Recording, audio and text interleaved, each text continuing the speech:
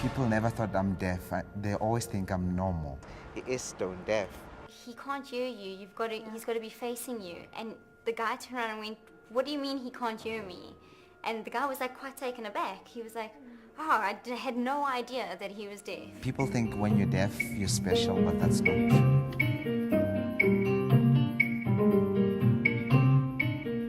When he first came, he didn't want to dance because dancing is not something that boys do. So I had a long story and told him about, but they dance with swords, and we put the swords down. We took the swords out and showed him, and he got very excited and said, okay.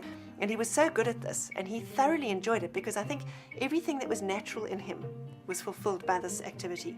And we were going politically through a period with the deaf of saying the deaf can do anything but hear. So there was a lot of that around, which was encouragement for him to go for that ideal that he had. From that point on, I mean, once he was at that school, he said, this is what I want to do, and this is what I'm going to do. And being deaf was just not an issue for him. All my life when I was in school, I was deaf, and all deaf kids always said, I can't do this, I can't do this. And I said, I can't believe that. So you have to believe in yourself, and I believed in myself. And look at me now. All the deaf people don't believe in themselves, and their world is limited. And for Delano to have that passion within him, to actually say, well, I know I'm deaf, but maybe I can try and do it, and then to excel at it the way he has. He has to work harder to a certain extent in the beginning. He has to learn by watching, whereas other people can just listen and get the new step. He has to either watch the choreographer or the person staging a production, and then he has to check and double check with his fellow dancers whether he's doing the right thing. I had to concentrate quite a lot because I work with hearing people all the time, so I have to watch their faces, their movements, what they do all the time, what they're going to do next, their counts, the music. I always have to know beforehand what's happening. It's very difficult. I have to concentrate all the time. The ballet group at school, I think, are amongst the most hardworking group of kids. They practice and practice and practice until their feet bleed. And to be surrounded by that is to draw on that. So he does have that energy. He's passionate about what he does. So I think that's a big thing. He will fit in because it's what he wants to do. I try to tell them I'm like all normal hearing people, so they should overlook the deafness.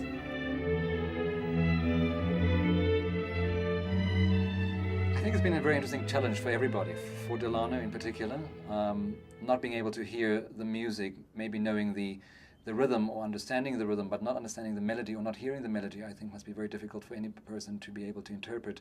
He often asks us, how fast is the music, how loud is it, just so that he can get a feel on interpreting what he should be showing. Because if the music is soft and lyrical, he's not going to be doing this whole bouncy thing. He also needs to interpret the music there. He's the only person in the whole company that's on the music. Everyone else can hear the music, they're always off the music. Whenever we're doing a piece, just watch Delano because he'll be more on the music. I don't know how he does it. I don't know how he does it. He says he keeps the rhythm and he counts it because sometimes if it's not loud enough, he can't feel the vibrations on the floor. I know the one time he wasn't getting, the music was quite fast and really upbeat, and he had to be very lively, and he couldn't get that. And then we made him hold on to the speaker and we played the music really loudly, and then he understood suddenly. He could feel the vibrations.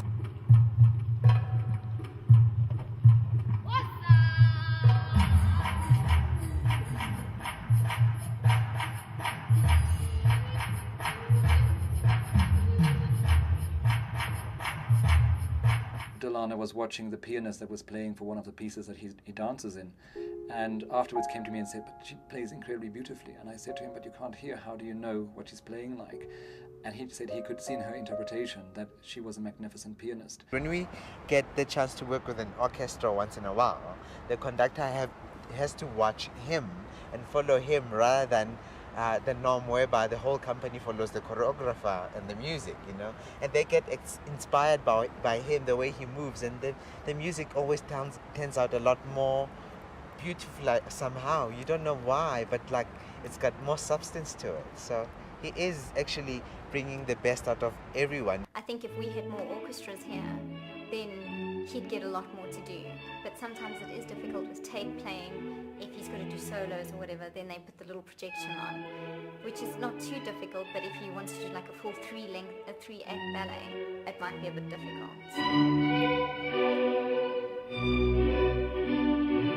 How many ballet companies in the world would go and look for a deaf dancer and welcome him into the company? Not many.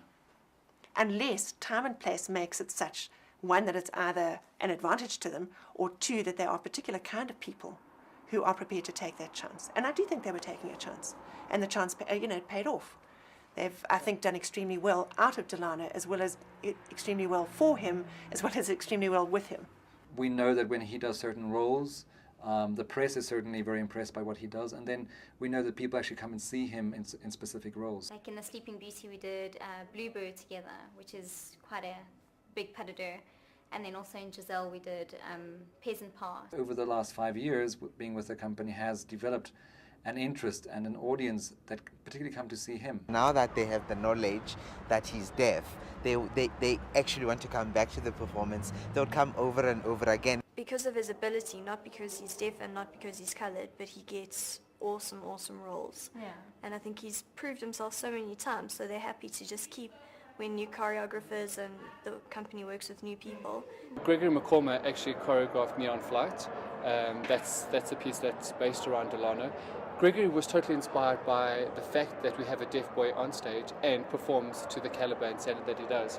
And Gregory wanted to utilize that. The choreographer just gave him an idea and said, listen, this is what I want to do. And this is he wrote down a poem down and said, see how you can interpret that. And his whole creative genius came out, In a ballet such as Neon Flight, there's a section that is choreographed around him and around his skills, and it just brings to the fore what he does as a dancer. He has an amazing jump or a ballon to his performance. He really has a light quality to his movement.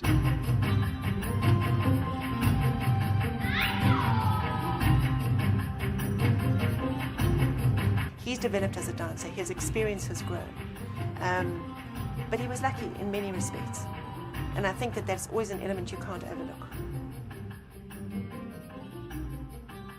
For all that we call it his handicap, I would prefer to reverse that and say we make the barriers that he has to overcome. He doesn't have them built into his deafness. He's got the same facilities, the same abilities. He's got the same possibilities as all of us, and the same faculties. He will use similar strategies, but they will vary depending on his own experience. And the longer the experience, the better his use of strategies and the switch from one strategy to another. Most deaf children are incredibly sensitive about moods that people bring to the classroom. Deaf kids would know in an instant whether I was in a bad mood or not, because they're reading body language in a way that we have ceased to read. We know only the people we love most in that way. You know at a glance for your wife whether she's going to shout at you or she's going to be in a bad mood or whatever it is, because you know her so well. And that's what deaf children are better at doing. They read the body language. We can all do it, but they do it better. So to some extent, there's not an advantage, but there are other things that are developed better than ours. And if there are no barriers, then those become an advantage. There is a personality with a tremendous amount of persistence. He has tremendous talent, as talented as any of the other dancers that he dances with. And just because of experience and because that ballet company made possibilities for him, many of the barriers are removed. Not all of them, but many of them.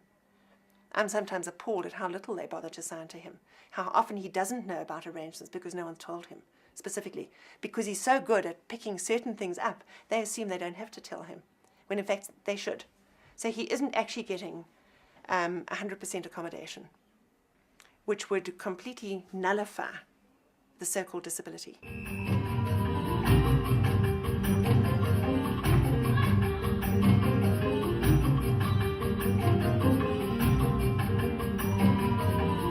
This far already, there's no telling where he can go, because like I as a dancer, I've also grown over the years, but you can also see improvement in whatever in somebody else, and to see where he's come from and like how he's gotten it all right, you can only think that he can get better. I think there's nothing to stop him.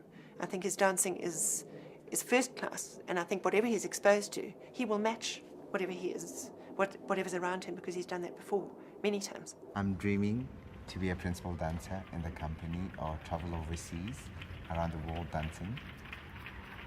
I want to be one of the top dancers in the world, hearing, but I can do anything I'll set my mind to.